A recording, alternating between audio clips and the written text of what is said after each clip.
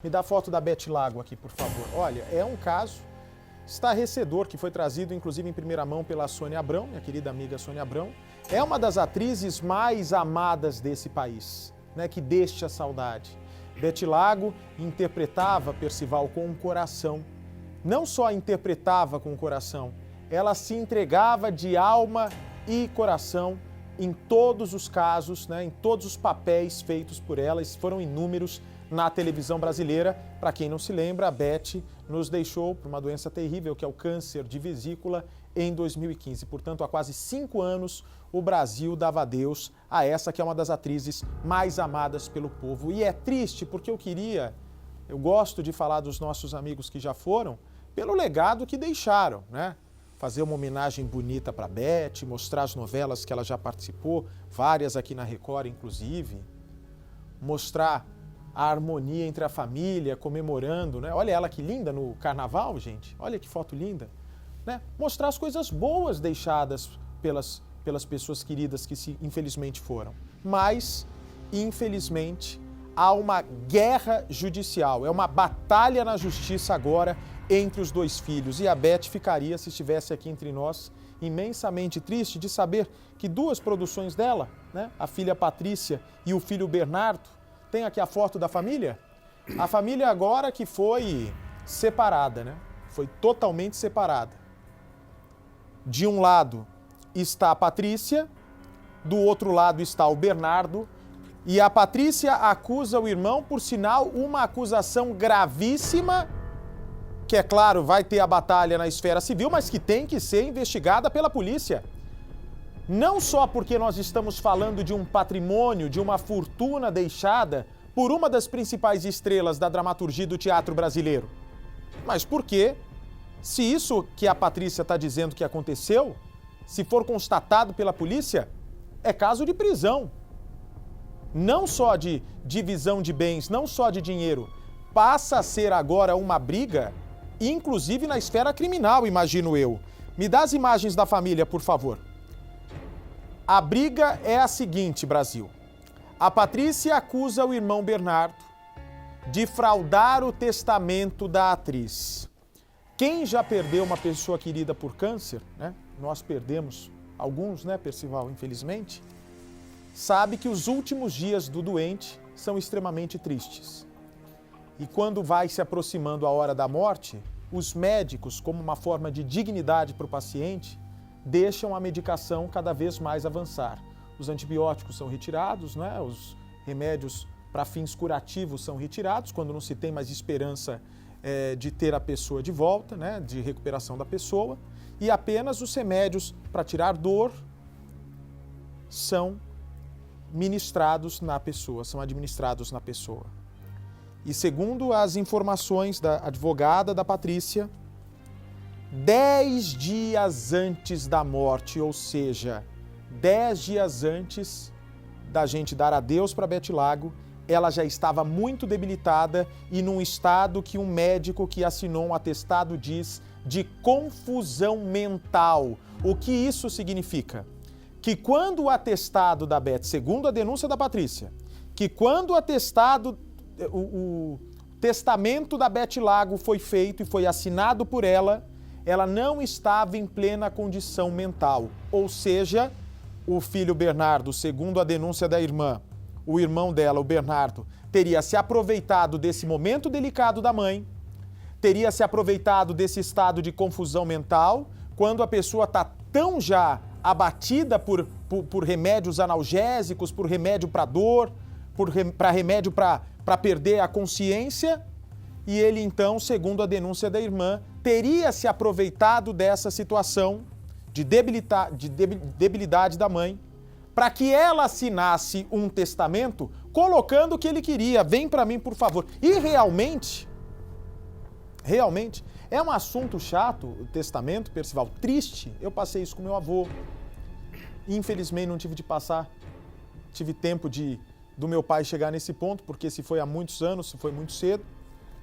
Mas, imagino eu, Percival, a divisão de bens entre os filhos, né? Se a convivência era harmônica da família, a não ser que haja uma cobra na família, um bandido na família, tem que ser uma divisão igual, concorda? Exatamente. No caso de uma herança, o juiz designado, ele nomeia um inventariante e é feito o inventário para ser feita a partilha dos bens e a partir daí, então, são definidos os beneficiários da herança.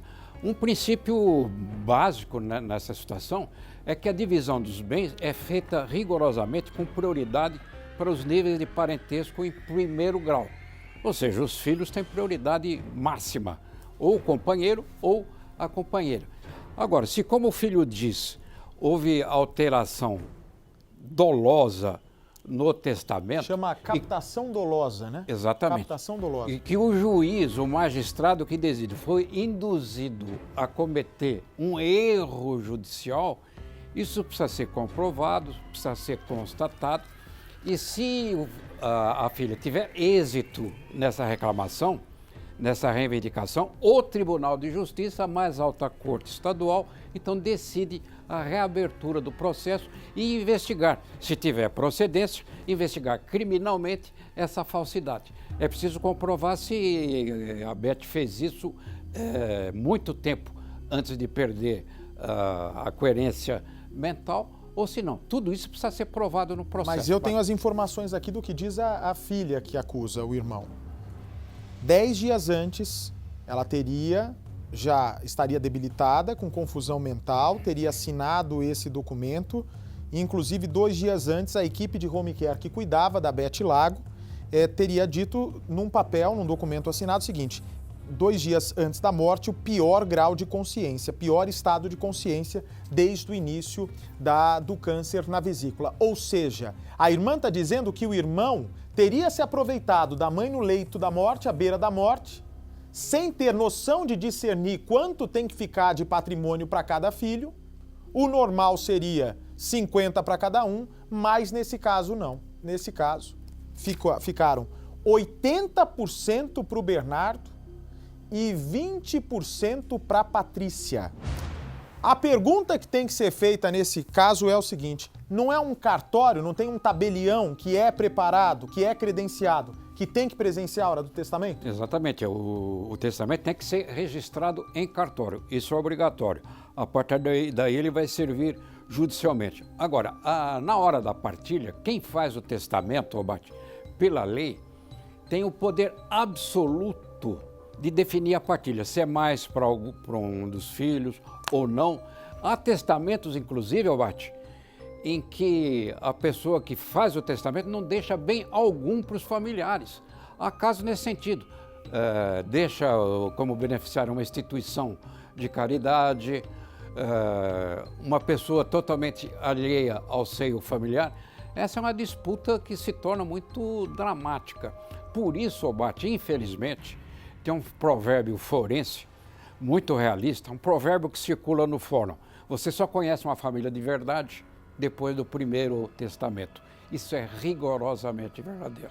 O doutor Guastelli está me mandando uma mensagem aqui dizendo o seguinte: Bate, se o testamento foi público, feito pelo cartório, fica difícil a anulação, pois o escrevente que faz o testamento não se faz se a pessoa estiver na beira da morte. Mas é aí, doutor Guastelli, Roberto Guastelli, que entra a outra polêmica. A Patrícia está processando também o cartório. Porque se há um laudo médico dizendo que a mãe já estava naquela condição de morte iminente, o tabelião não poderia ter feito o testamento naquela hora. Vamos ver a reportagem inédita, vamos ver. Quase 4 anos após a morte da atriz, os 2 filhos dela, Bernardo, de 40 anos, e Patrícia, de 46 anos, brigam pela herança da mãe. Patrícia acusa o irmão Bernardo de fraudar o testamento da mãe. 80% dos bens ficaram para ele, mas ela pediu a equiparação em 50% para cada um. Beth Lago teria sido induzida a assinar o testamento poucas horas antes de morrer, sob efeito de fortíssimos remédios e sem ter consciência do que estava assinando. A atriz estava debilitada e em estado de confusão mental. Atestados médicos diziam que ela não abria mais os olhos e nem conseguia completar palavras, tendo momentos de alucinação. Além de acusar o irmão de fraudar o testamento, Patrícia diz que o irmão já perdeu um apartamento da mãe em leilão por não ter pago o IPTU.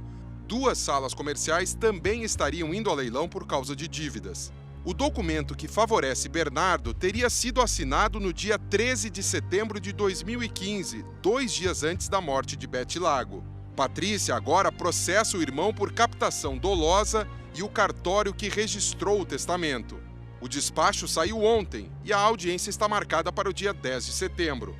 Bernardo, por sua vez, acionou a justiça por outro motivo. O escritório jurídico que atende Bernardo disse que houve um erro de digitação do tribunal no papel do processo. Ao lado do nome do rapaz está escrito falecido.